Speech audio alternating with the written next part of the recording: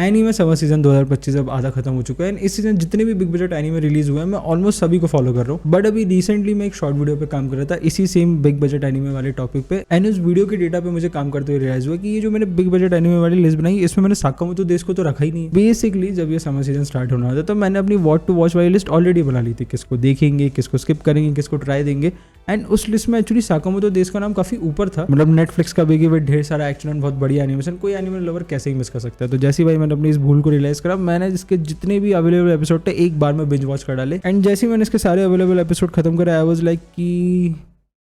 इसको मिस ही कर देना चाहिए था क्या। ओह ये क्या बोल दिया मैंने। देखो अगर आप इस शो के बहुत बड़े पंखे और मेरी ये बात सुन के कमेंट सेक्शन में फूल बरसाने वाले तो देखो खामिया थोड़ा रुक जाओ, सबर का पान का, डिटेल में बात करते हैं। तो साकामोतो डेज़ में हम स्टोरी फॉलो करते हैं साकामोतो सान की, जो कि एक एलीट असैसिन है एंड एलीट से मेरा मतलब एकदम टॉप लेवल, बिल्कुल अनस्टॉपेबल फोर्स जो कि पूरे असैसिन एसोसिएशन एंड पूरे माफियाज के बीच में बहुत ज्यादा फेमस है। एक दिन इसी एलीट असैसिन को प्यार हो जाता है एक स्टोर ऑपरेटर से एंड बस फिर क्या, हमारे साकामोतो भैया को उनकी बेटर हाफ ये सब काम छोड़ने को बोलती है और किसी की भी जान लेने से साफ मना कर देती है। बट क्योंकि हमारे साकामोतो भैया इतने एलीट लेवल के असैसिन थे तो उनका ऐसे काम छोड़ देना उन्हीं के एसोसिएशन के काफी लोगों को पसंद नहीं आता है एंड इसी असैसिन वाले काम की वजह से साकामोतो के ऑलरेडी बहुत सारे दुश्मन भी बन चुके हैं। तो बस क्या अब साकामोतो सान के कलीग और दुश्मन दोनों ही उनको मारना चाहते हैं। अब इसके अलावा स्टोरी में हमारे मेन विलन को लेकर एक सस्पेंस भी है जो कि ऑब्वियसली मैं वीडियो में नहीं बताऊंगा, you know spoiler free. But actually series की मेन प्रॉब्लम भी यही है कि स्टोरी में बस इतना ही है, हर एपिसोड में एक न्यू विलन आएगा जो कि या तो साकामोतो सान का कलीग होगा या तो पुराना कोई दुश्मन होगा, वो उसको मारने की कोशिश करेगा एंड ये एक साइकिल की तरह चलता है। एपिसोड स्टार्ट होता है, हम एक न्यू स्ट्रॉन्ग कैरेक्टर देखते हैं जिसको साकामोतो या उसकी फैमिली की जान लेनी है। हमारी टीम उससे लड़ती है, थोड़ा बहुत स्ट्रगल करती है बट अल्टीमेटली जीत जाती है। फिर एक नया एपिसोड स्टार्ट होता है, एक और न्यू कैरेक्टर या विलन इंट्रोड्यूस होता है, वो हमारी टीम से लड़ता है, हमारी टीम से दोबारा स्ट्रगल करती है, किसी कैरेक्टर की कुछ न्यू पावर्स अनलॉक होती है एंड हम फिर से अल्टीमेटली जीत जाते हैं। रिपीट आफ्टर रिपीट, बेसिकली वही same masala with new characters and all. And वो जो एक हमारे मेन विलन की सस्पेंसफुल कहानी स्टोरी के साइड में चल रही है वो भी ऐसा नहीं है कि वो ओवरऑल स्टोरी को बहुत ज़्यादा इंटरेस्टिंग बनाती है। मतलब मैं ये नहीं कह रहा हूँ कि चीज़ें आगे जाके इंटरेस्टिंग नहीं हो सकती, मतलब डेफिनेटली शो के कैरेक्टर्स का ओवरऑल प्लॉट, उसका वर्ल्ड एंड स्टाइल काफ़ी ज़्यादा पोटेंशियल रखती है अपने आप में। बस ये कहना थोड़ा सा मुश्किल है कि आगे जाके चीज़ें एक्चुअल में इंटरेस्टिंग हो पाएंगी भी नहीं हो पाएंगी, क्योंकि अभी के लिए तो वो जो सस्पेंस वाला जो पूरा एक एलिमेंट है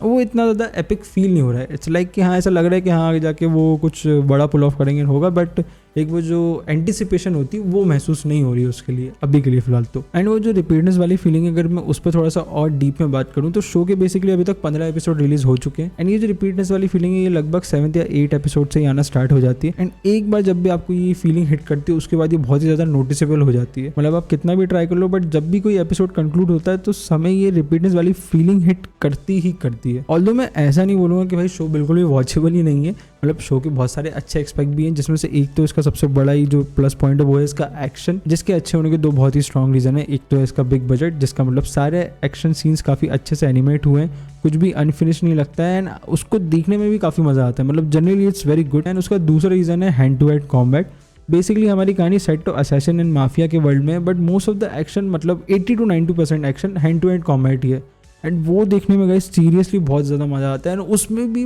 पर्टिकुलरली साकामोतो के जितने भी एक्शन सीक्वेंसेस वो तो मतलब भाई पूरी सीरीज के भाई पीक पॉइंट है, मतलब जब भी होता है तब भी ऐसा लगता है कि हाँ भाई अब सीरीज पीक कर रही है। और उसका रीज़न जो मुझे पर्सनली लगता है कि इन्होंने एक बहुत ही ज़्यादा इंटरेस्टिंग टेक लिया है कि जब साकामोतो की किसी स्ट्रॉन्ग ओपोनेंट से फाइट होती है तो फाइट की इंटेंसिटी ही इतनी ज़्यादा हो जाती है कि वो अपना वेट लूज कर देता है। मतलब ऐसा नहीं है कि वो कॉन्सेप्ट यूनिक है इसलिए वो आपको अच्छा लगता है, बेसिकली क्या है कि वो लोग उसको दिखाते ही इतने अच्छे से, मतलब प्रेजेंट करने का तरीका उनका इतना अच्छा है कि जब वो होता है तो वो आपको एक अलग लेवल पे ही हिट करता है। मतलब साकामोतो की फाइट्स तो ऑलमोस्ट हर एपिसोड में ही है बट जब ऐसा कोई अपोनेंट आएगा जो हमारे मेन कैरेक्टर को उसके एकदम वर्ज पे लेके जाएगा तो वो हमको भी फील होता है, एक एंटिसिपेशन सी बन जाती है कि अब भाई वो ट्रांसफॉर्मेशन होगा, अब उसका वेट लूज होगा एंड फाइनली जब वो होता है तो वो एपिकनेस एज अ व्यूअर हम भी फील करते हैं and back of the mind समझ में आ जाता है कि भाई अब जो भी हमारा अपोनेंट है तो उसकी तो बैंड बजने वाली है। एक और चीज़ जो मैं पॉइंट आउट करना चाहूँगा, अब वो डिपेंड करती है व्यूअर टू व्यूअर, मतलब वो गुड में भी आ सकती है आपके, वो आपके बैड में भी आ सकती है। बेसिकली क्योंकि हमारे शो का मेन कैरेक्टर ऑलरेडी अपने पीक पर है, मतलब सिर्फ पावर लेवल्स ही नहीं बट वो एज अ कैरेक्टर भी ऑलरेडी डेवलप्ड है, उसको अच्छा बुरा सब पता है ऑलरेडी। तो इसी